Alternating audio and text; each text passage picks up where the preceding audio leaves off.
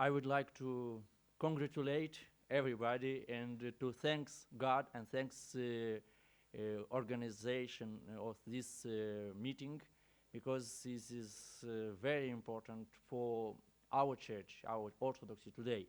I am very glad that I have a possibility to say this in front of you and to thanks about the initiative to organize this meeting and this conference.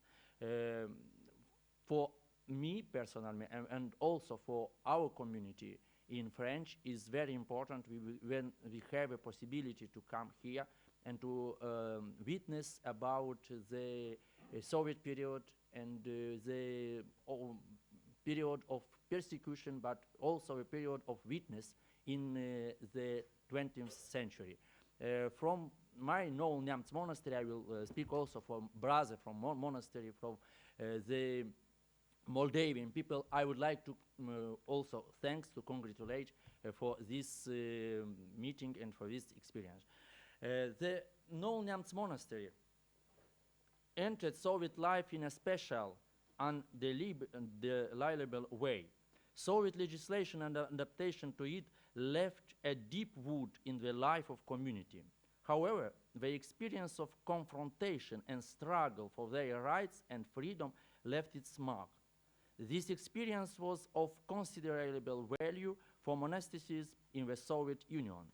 In this report, we will analyze the life of monastic community in the face of Soviet reality, a monastic community that was forced to endure confrontation, had to adapt, have to its loyalty tested, and to entirely subordinate to the admission and demands of atheist, ungodly Soviet officials. First of all, I would like to say some word about the community itself. The Monastery of Ascension of Christ, Noul Neamt, was created in order to preserve exactness and firmness of the statute and tradition of Neamt's lore formed by St. Paisie Velichkovsky. The official date of monastery foundation is considered to be 3rd January 1864. Also, the monks stayed already in Kitskan, because it is the city of Kitskan. Here I can show you. You can look from this book. You will find some picture and some text about Noul Neamt Monastery history and the life in our days today. But what is the origin of this monastery? You can look. I will.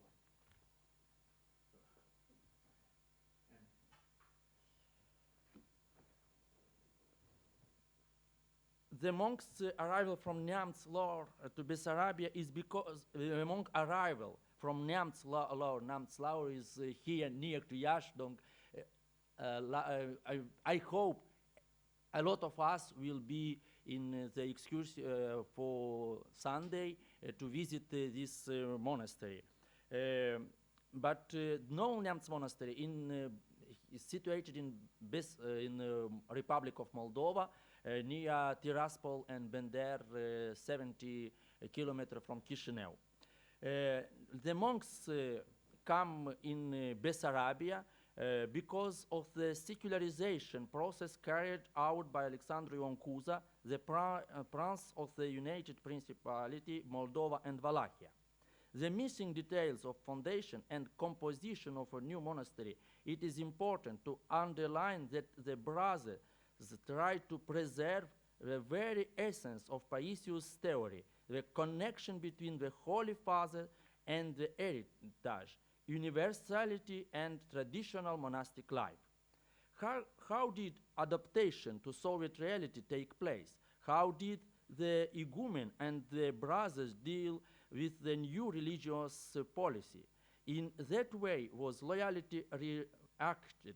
How did the preparation of the liquidation of monastery take place? How can we realize and understand this period in our contemporary situation? A relation with the preceding generation of Noul Neamt Monastery, founders gave the opportunity to monks living in Soviet period after 1944 to fearlessly enter into the controversy with the new authorities. The first contacts between the brothers and Soviet authorities date from 1940-1941, but the details of the monastic life in this period is clearly described in archival documents. In 1944, Noul Neamt Monastery was considered as one of the most numerous and well-equipped monastery of the Chisinau diocese. In 1945, 50 monks lived here. It possessed 30 hectares of agriculture land, a lot of the activity material, but also spiritual activity, is the pastoral care of the population, and a lot of another things that sent the Noul Neamt Monastery in a high level in Moldavia. I will begin from the first period, the period of confrontation. Is from 1944-1953. This period is underlined by the resistance of Igumen Auxenti Munteanu. Several letters survived from the Father Igumen to the Council of People of Moldavian Republic, to Bender People Court, and to the Plenipotentiary. This authorized people to look after the affairs of Russian Orthodox Church at the Council of People Commissariat for Moldavian Republic, namely Comrade Volkopialov and others.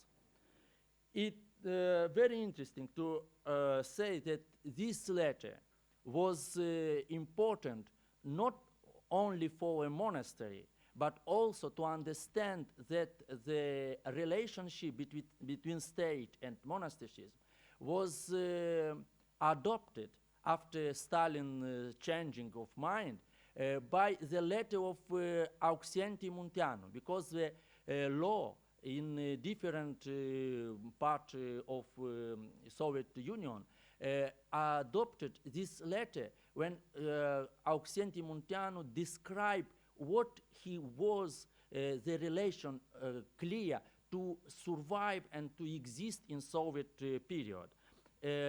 I haven't time to present this later, but I need also to say that it is very important to understand the law, Soviet law, and the monastic rules that was included from different point of view, and who give the possibility to monks to exist in Soviet period.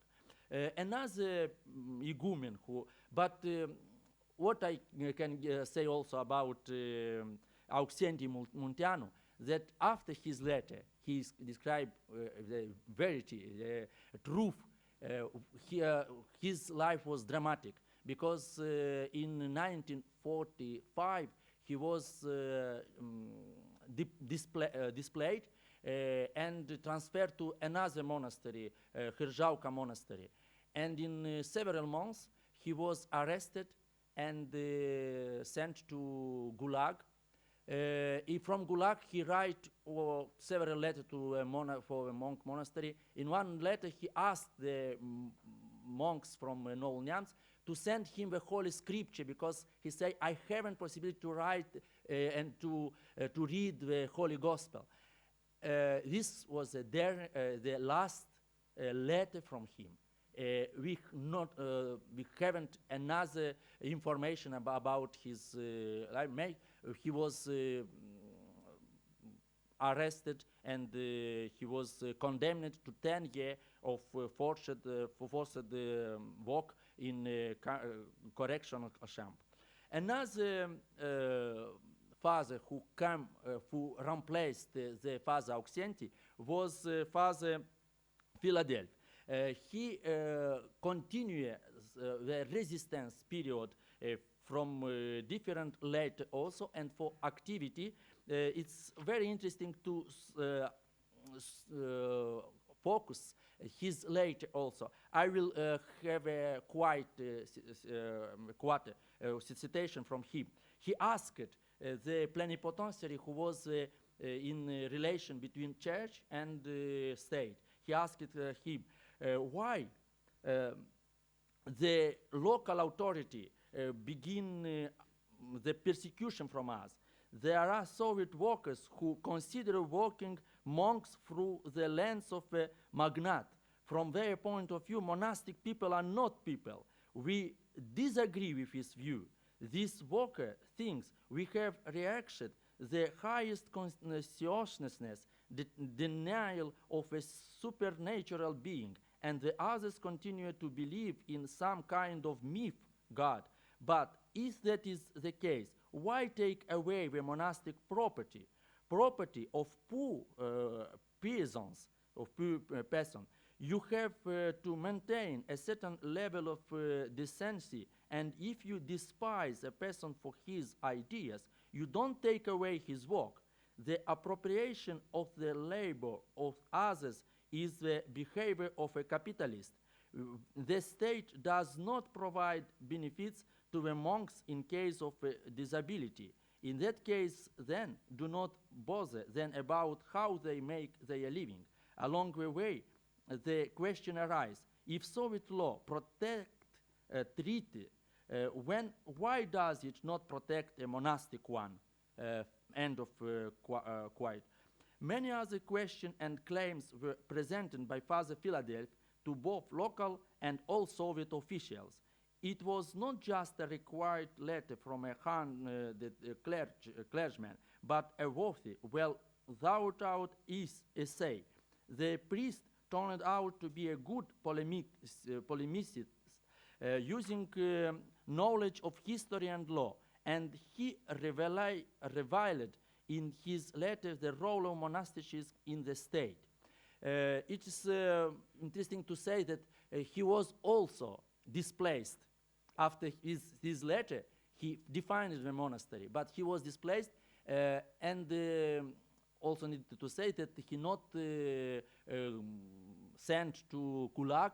He rested in monastery like sample monk, and he died in 1960, 2 years after, 2 years avant, before 2 years before the closed of the monastery. In this personality, the period of resistance is finished. After this, begin the period of adaptation to a Soviet relation. This period from 1953, 1959. In this period, we have one very important and interesting personality who was the igumen of the monastery, Father Grigory Kapacina, and he tried to have the good relationship between the state and the monastic activity, between the population. And in this period, we can also say that was the calm situation between state and church. From 1953 to 1959, the monastery had a relatively stable and calm period in terms of material as well as spiritual life. The so-called thaw period, or political thaw, in the Soviet Union permitted the brothers community to reinforce itself. Quite well balanced policy of the first Khrushchev period favorable influenced monastic life not only in the Noul Neamt Monastery but also in another monastery. New monks integrated the monastery. Tonsure and consecration took place. The number of pilgrims grew. For example, for the fest of Ascension of his fest is patronal of the monastery. In monastery come 3,000-4,000 people to the worship. This was very important to Solan because the plenipotentiary asked what's happened, why thousands of people come to monastery. And in this case, I can underline that the importance of monastery for the local population was very high. I can't have a time. I haven't time to describe this period because of the time. But I will took to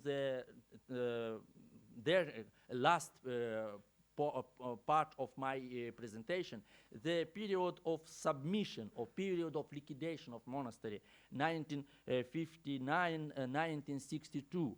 I think it will be interesting to understand in what way the Soviet legislature and Soviet policy was in front of the monastic and the church life.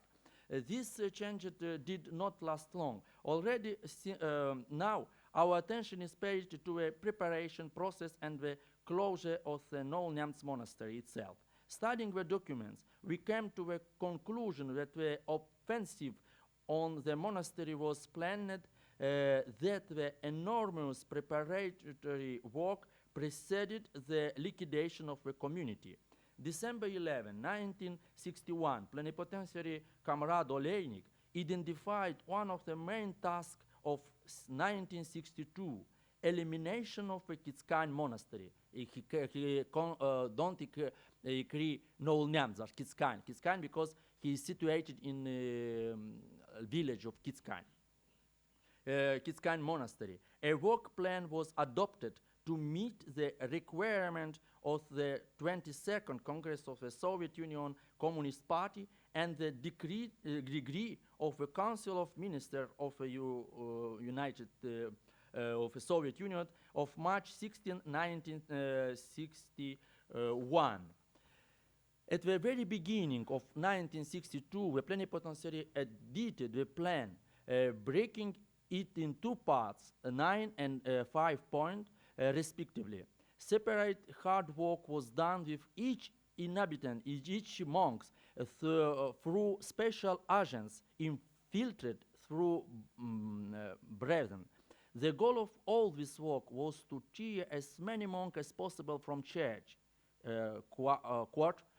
carry out the nearly total liquidation after a thorough preparation in advance, in deep study of the church situation in the village surrounding the monastery, study of the monastic mood after carrying out the necessary work with their families and relatives, so that the maximum number of religious people would return home. End of quote.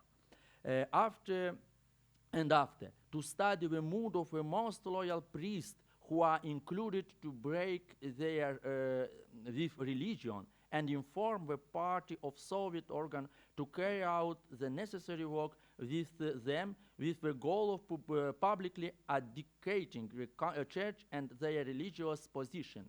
It is necessary commend the monastic, since none of the inhabiting did a public denial of the faith and the church. Also, the time many were tempted and stumbled on it.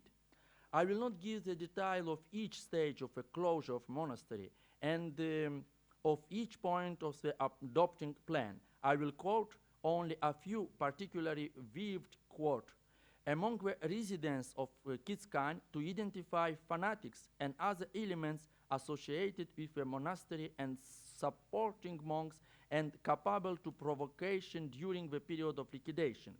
To identify those of all who monastic who during the period of liquidation can make trouble, through a prior to take measure to so that the ringing of the bell stop now, to timely select and seriously instruct the necessary number of reliable activists for round-the-clock watch at the previously planned points in the monastery area, and other measures. Responsible for all these events were appointed the Benderi District Executive Committee and the District Policy Department, Plenipotentiary, and even the clergy of the diocese. I would call on of the following point, on of the most odious and vile, through the abbot and among the monks, work out that each of them, monks, applies for his departure from the monastery. It is mean that every monk will need to write the paper that he wants to go home or go to another work and quit the monastery. What else can I do? The plan is truly devilish. No one can find fault. The monks, on their own initiative, left the monastery and went home. In our day, grace of the investigation, this point of view, which is important to underline, that a lot of people think that the monastery was closed because the monk is go home. But it is not true. The truth about the closure of monastery, last of his board, Father Joseph, could only voice after the collapse of the Soviet Union. In the last 2 months preceding the closure of the monastery, many military officers from Chisinau and Tiraspol visited us. The lieutenant of KGB, Danilov, most often visited the monastery. He asked to send all novice and young monks home. I fulfilled this request. Reading his lines, it is difficult to add anything or even comment on this event. No comments. To go to conclusion, it must be emphasized that although the gates of the monastery were unmoored for 28 years, the spirit that formed the brotherhood did not perish. Loyalty and submission to Soviet requirement were a temporary phenomenon. Also, although they retain a deep scar on the community body. It seems that everything was over. The monastery and monastics were vestige of the past. However, this year marks the 20th anniversary of our abode revival. The monks who survived Soviet persecution played a considerable role in restoration of monasticism.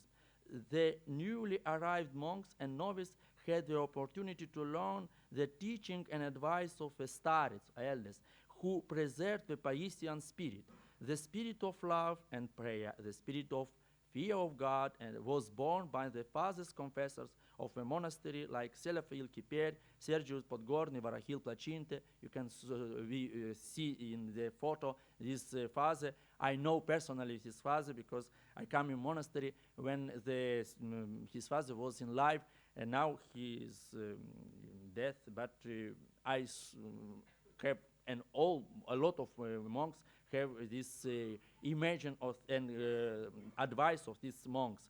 The modern monks community, which has grown under the shadow of these pillars of eldership, should convey and share experience with a new generation of monks and with everyone who strives for spiritual life and pastoral care. How can we realize it? How can this experience be shared? These are the questions that become relevant nowadays and which should present a starting point in our mission and in our affairs. And the last question, how can we understand the obedience for the authorities, ecclesiastic and state? This question was discussion in our preparation also for this meeting, and how we can in our day situation witness about the prayer and the love from the gospel and from the teaching of our fathers. Thank you for your attention.